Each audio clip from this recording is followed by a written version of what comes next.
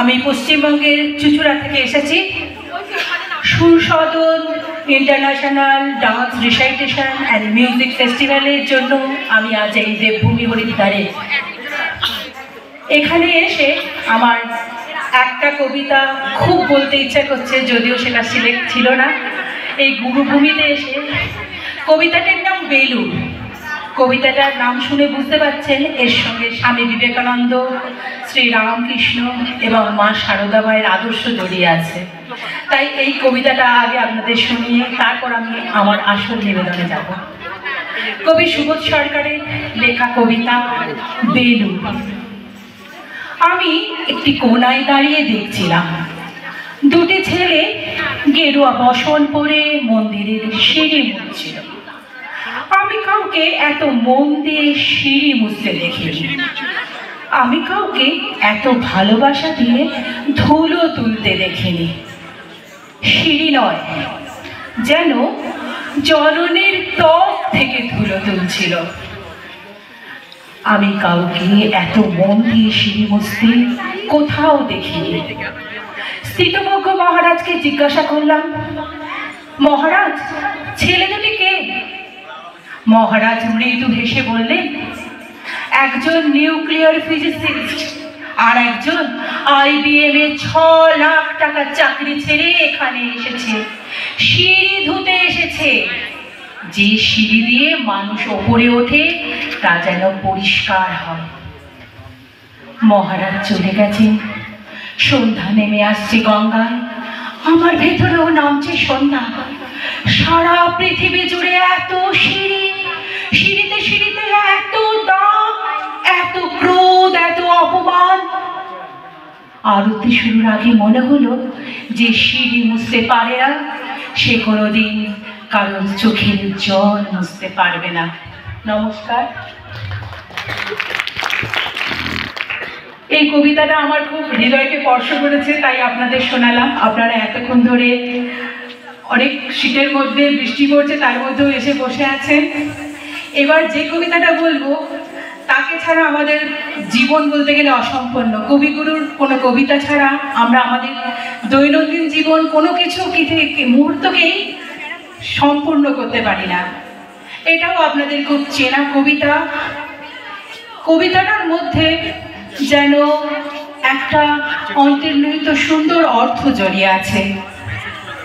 এখানে কোথাও যেন ক্ষুদ্র আমিত্ব থেকে বেরিয়ে কবি বৃহৎ আমিত্বের দিকে যাত্রার কথা বলেছেন।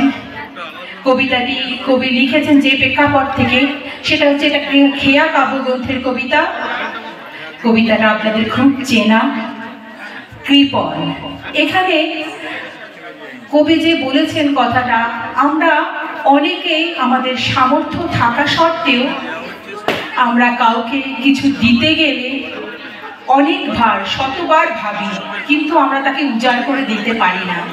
কিন্তু যদি আমরা সেই ক্ষুদ্রতা থেকে বেরিয়ে এসে আমাদের সামর্থ্য অনুযায়ী দিতে পারি, আমরা কিন্তু তার শতগুণ তার কাছ থেকে ফেরত পেতে পারি এবং জীবনে অনেক কিছু পাওয়া আমাদের সম্পূর্ণ হয়।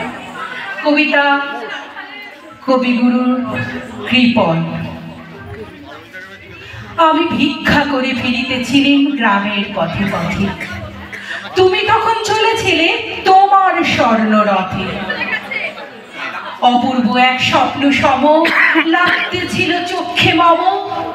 কি বিচিত্র শোভা তোমার, কি বিচিত্র সাজ। আমি মনে ভাবতেছিলে এ কোন মহারাজ। আজ শুভক্ষণে রাত পোহালো, ভেবেছিলেন তবে আজ আমারে দাঁড়ে দাঁড়ে ফিরতে নাহি হবে। বাহির হতে নাহি হতে কাহার দেখা পেলেন পথে। চলিতে রথ ধনধান্য ছড়াবে দুই ধারে। মুঠা মুঠা কুড়িয়ে নেব, নেব ভারে ভারে। দেখি সহসা রথ থেমে গেল আমার কাছে এসে। আমার মুখ পানে চেয়ে নামলে তুমি হেসে। দেখি মুখের প্রসন্নতা জড়িয়ে গেল সকল ব্যথা। হেন কালে কিসের লাগে তুমি অকস্মাৎ আমায় কিছু দাও গো বলে বাড়িয়ে দিলে হাত। মরে একই কথা রাজাধিরাজ, আমায় দাও গো কিছু। শুনে ক্ষণকালের তরে রইলু মাথা নিচু। তোমার কি বা অভাব আছে ভিখারি ভিক্ষুকের কাছে, কি কেবল কৌতুকের বসে আমায় প্রবঞ্চনা?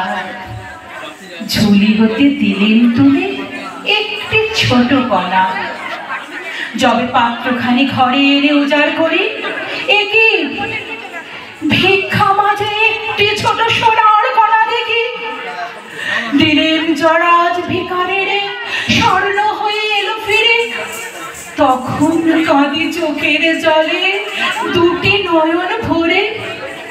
তোমার কেন দিইনি আমার সকল শূন্য করে?